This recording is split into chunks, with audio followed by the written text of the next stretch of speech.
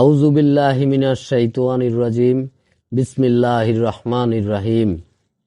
আল্লাহুম্মা সাল্লি আলা সাইয়্যিদিনা মুহাম্মাদি ওয়া উসিলাতি ইলাইকা ওয়া আলিহি ওয়া সাল্লিম। আল্লাহুম্মা সাল্লি আলা সাইয়্যিদিনা মুহাম্মাদি উসিলাতি ইলাইকা ওয়া আলিহি ওয়া সাল্লিম। আল্লাহুম্মা সাল্লি আলা সাইয়্যিদিনা মুহাম্মাদি উসিলাতি ইলাইকা ওয়া আলিহি ওয়া সাল্লিম।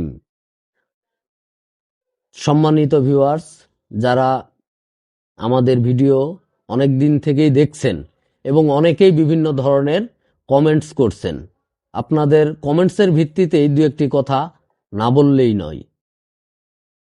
আমার এই ভিডিওগুলো আসলে সবার জন্য নয়।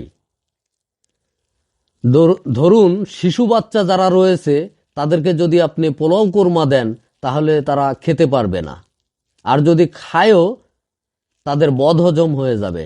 তাই আমি অনুরোধ করব, যারা শিশু বাচ্চা রয়েছে তারা আমার এই ভিডিও থেকে দূরে থাকো। আর যারা আমার এই ভিডিওগুলো দেখে এখনো কিছুই বুঝতে পারছো না, কিন্তু দেখছো কিন্তু কোনো কিছুই বুঝতে পারছো না, তাহলে বুঝে নিবা এই ভিডিওগুলো আসলে তোমার জন্য নয়। সূরা আল হিজরের আয়াত নম্বর 9 এবং সূরা কিয়ামার 17 নম্বর আয়াতে আল্লাহ পাক বলতেছে, নিশ্চয়ই আমি কোরআন নাজিল করেছি আর অবশ্যই আমি তার সংরক্ষক। সূরা হাক্কার 40 নম্বর আয়াত এবং তাকবীরের 19 এবং 20 নম্বর আয়াতে আল্লাহ পাক বলতেছেন, নিশ্চয় কোরআন সম্মানিত রাসূলের আনিত বাণী। সূরা বাকারার 151 এবং সূরা জুমার 2 নম্বর আয়াতে আল্লাহ পাক স্পষ্ট করতেছেন,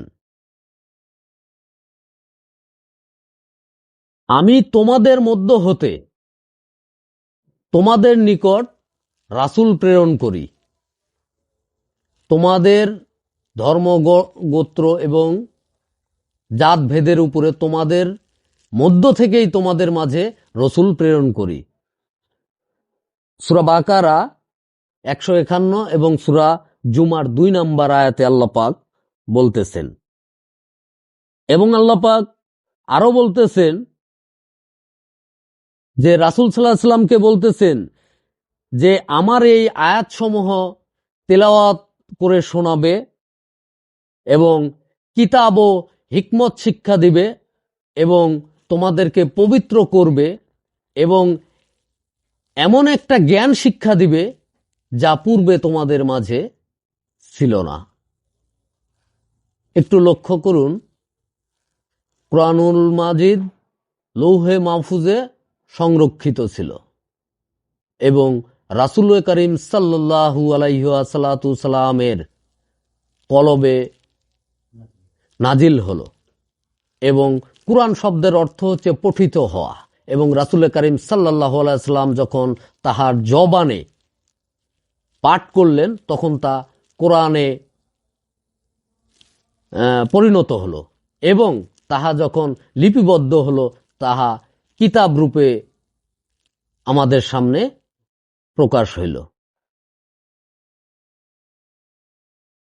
এবার আসি সূরা ইমরানের আয়াত নম্বর 7। আল্লাহ রাসূলের উপর এমন কিতাব নাজিল করেছেন যার কতিপয় হচ্ছে মৌলিক সুস্পষ্ট আর অন্যগুলো স্পষ্ট নয়। যাদের অন্তরে বক্রতা রয়েছে তারা গোলযোগ সৃষ্টির উদ্দেশ্যে সেগুলো অনুসরণ করবে। আল্লাহ পাক একটু বুঝার বিষয়, আল্লাহ পাক বলতেছে কোরআনুল মাজিদে কিছু আয়াত আছে স্পষ্ট, আপনার আমার বুঝার জন্য খুবই সহজলভ্য, এবং কিছু আয়াত রয়েছে তা অস্পষ্ট, সেটা সাধারণ জ্ঞানে ধরার মতো নয়। এটা আল্লাহ পাক কিন্তু কোরআনুল মাজিদে সূরা ইমরানের 7 নম্বর আয়াতে স্পষ্ট করেছেন যে কিছু আয়াত মৌলিক এবং কিছু আয়াত হচ্ছে রূপক আকারে।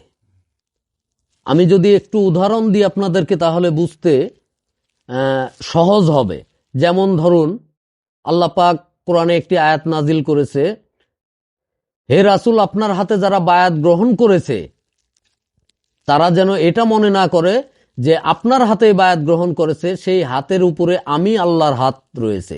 আসলে এটা সরাসরি আল্লাহর হাত এখানে উপস্থিত নাই, কিন্তু রূপক অর্থে বলা হয়েছে আল্লাহর হাতও সেটার উপরে রয়েছে।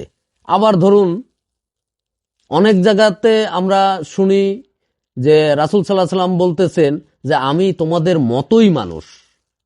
মত বিষয়টা রূপক অর্থে এখানে ব্যবহার করা হয়েছে।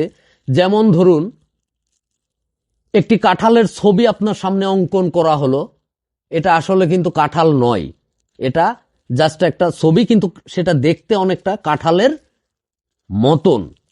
তারপরে ধরুন আপনাদের এলাকাতে একটা গন্ডগোল হয়েছে, সেখানে মানুষজন বলা বলি করছে এখানে এমপি সাহেবের হাত রয়েছে। আসলে কি এমপি সাহেব এখানে উপস্থিত, কিংবা এমপি সাহেবের হাত এখানে এত দূর পর্যন্ত আসেনি, কিন্তু তাহার সম্পর্ক রয়েছে। এখানে রূপক অর্থে ব্যবহার করেছে যে এমপি সাহেবের হাত রয়েছে এই গন্ডগোলের মাঝে।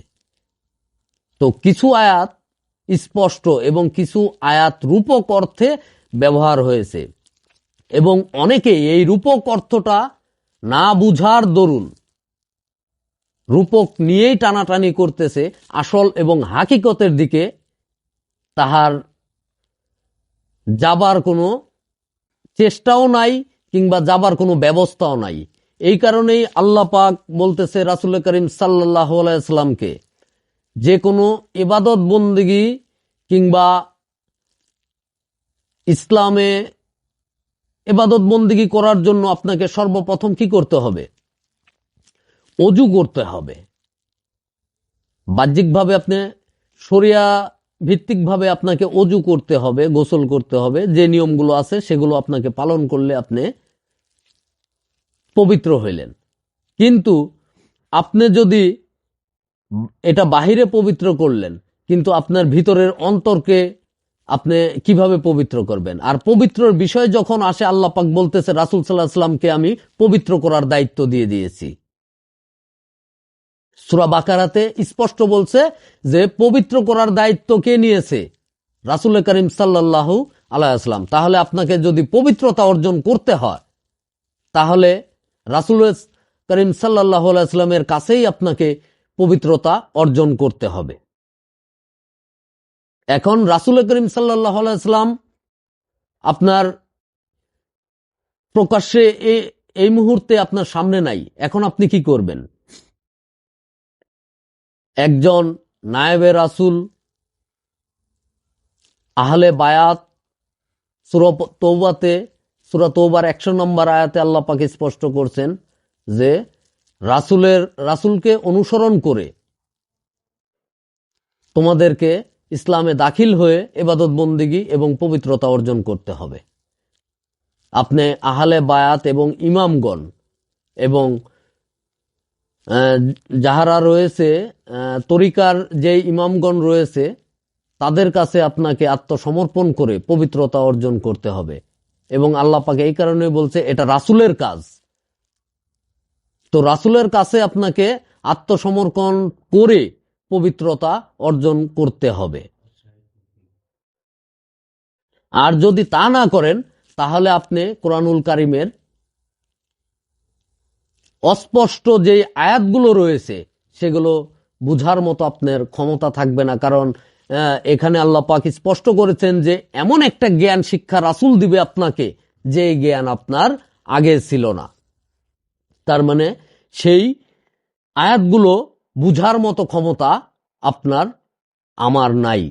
তো একজন নায়েবে রাসূলের কাছে, একজন রাসূলের কাছে আপনাকে সেই জ্ঞান শিক্ষা লাভ করতে হবে, এবং পবিত্রতা অর্জন করতে হলে একজন রাসূলের কাছে আপনাকে আত্মসমর্পণ করতে হবে। কারণ এই দায়িত্বটা আল্লাহ পাক রাসূলকেই দিয়েছেন। তারপরে আরেকটা বিষয় আসি, জ্ঞান দুই প্রকার, একটা হচ্ছে মস্তিষ্কের জ্ঞান, একটা হচ্ছে কালবি জ্ঞান।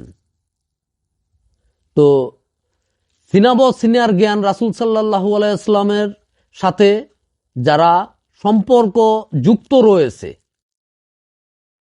তাহাদের সাথে যদি যুক্ত না থাকেন আপনি, কোনোদিনই আপনি সেই জ্ঞানের অধিকারী হতে পারবেন না। তাই অবশ্যই আমি আপনাকে সাজেস্ট করব রাসূল করিম সাল্লাল্লাহু আলাইহি ওয়াসাল্লাম হতে আহলে বায়াত থেকে শুরু করে বেলায়েতের কর্ণধর থেকে শুরু করে যারা সিলসিলা ক্রমে রয়েছে 12 জন ইমাম এবং সংযুক্ত রয়েছে যাহারা রাসূল করিম সাল্লাল্লাহু আলাইহি ওয়াসাল্লামের সাথে, তাহাদের সাথে সম্পর্ক করে আপনাকে এই নিয়ম কায়দা কানুন শিখে কোরআনুল কারিমের সেই বাকি আয়াতগুলোকে পড়ার মতো যোগ্যতা অর্জন করতে হবে, নতুবা কোনোদিনই সম্ভব না। তাই আসুন আমরা আগে পবিত্র হই, তারপরে ইবাদত বন্দিগিতে লিপ্ত হই। কোরআনুল কারিমে আরো আয়াত স্পষ্ট করেছেন, কাদ আফলাহা মান তাজাক্কা, অবশ্যই সাফল্য লাভ করবে যে আত্মশুদ্ধি করবে, যে পবিত্র হবে। কিন্তু পবিত্রতা একমাত্র আল্লাহ পাক রাসূল করিম সাল্লাল্লাহু আলাইহি ওয়াসাল্লামকে দান করেছেন। রাসূল সাল্লাল্লাহু আলাইহি ওয়াসাল্লাম পবিত্রতা অর্জন করতে হলে অবশ্যই আপনাকে রাসূল সাল্লাল্লাহু আলাইহি ওয়াসাল্লামকে অনুসরণ এবং অনুকরণ করতে হবে, রাসূল সাল্লাল্লাহু আলাইহি ওয়াসাল্লামের সান্নিধ্যে আসতে হবে। কারণ পবিত্র করার দায়িত্ব আল্লাহ পাক রাসূল সাল্লাল্লাহু আলাইহি ওয়াসাল্লামকে দিয়েছেন। ওয়া যাকারা ইসমা রাব্বিহি ফাসাল্লা, তারপরে তুমি তোমার রবের নাম স্মরণ করবে এবং সালাত আদায় করবে। আপনি যদি রাসূল সাল্লাল্লাহু আলাইহি ওয়াসাল্লামের সাথে সম্পর্ক যুক্ত না হন, তাহলে কোনো দিনই আপনার পবিত্রতা অর্জন হবে না। আপনি বাহ্যিকভাবে পবিত্রতা অর্জন করতে পারবেন, কিন্তু আত্মিকভাবে আপনি কোনো দিনই পবিত্রতা অর্জন করতে পারবেন না। কোরআনুল কারিমে আল্লাহ পাক আরো একটি আয়াত স্পষ্ট করছে, ইল্লা মান আতাল্লাহা বিন কালবিন সালিম, যে আমি ওই দিন কোনো কিছুই দেখব না একমাত্র পবিত্র অন্তর, পবিত্র কলব ব্যতীত। তো পবিত্র অন্তর ব্যতীত আল্লাহ পাক কোনো কিছুই দেখবেন না। তো পবিত্র করতে গেলেই তো আপনাকে রাসূলের সান্নিধ্যে যেতে হবে। তাই একজন নায়েবে রসুল যিনি পবিত্রতা অর্জন করেছেন এবং পবিত্রতা দান করতে পারেন, আপনি অবশ্যই তাহার কাছে গিয়ে এই পবিত্রতা অর্জন করে ইবাদত বন্দিগিতে লিপ্ত হন এবং কোরআনের যে আয়াতগুলো রয়েছে তাহা আপনার কাছে পানির মতো স্বচ্ছ হয়ে যাবে। অনেকেই বলে থাকেন যে শুধুমাত্র কোরআন এবং হাদিস মানলেই চলবে, আর কোনো কিছু মানার প্রয়োজন নেই। তো এইখানে হিসাব করে দেখুন একটু, যে কোরআনে কিছু আয়াত আছে স্পষ্ট এবং কিছু আয়াত আছে অস্পষ্ট, যেটা রূপক অর্থে ব্যবহার করা হয়েছে। সেই আয়াতগুলো কিন্তু আপনি বুঝতে পারবেন না। সেটা বুঝার জন্যই আপনি একজন নায়েবে রাসূলের কাছে গিয়ে সেই আয়াতগুলোকে ক্লিয়ার করতে হবে। তখন আপনি সেই আয়াতগুলো সম্পর্কে সম্যক ধারণা পাবেন এবং সিনার জ্ঞানের সন্ধান পাবেন, কালবি জ্ঞানের সন্ধান পাবেন, হেরা গুহার জ্ঞানের সন্ধান পাবেন। আজকে এই পর্যন্তই। সবাই ভালো থাকবেন, সুস্থ থাকবেন। পরবর্তীতে আপনাদের সামনে অন্য কোনো ভিডিও নিয়ে আসবো ইনশাআল্লাহ।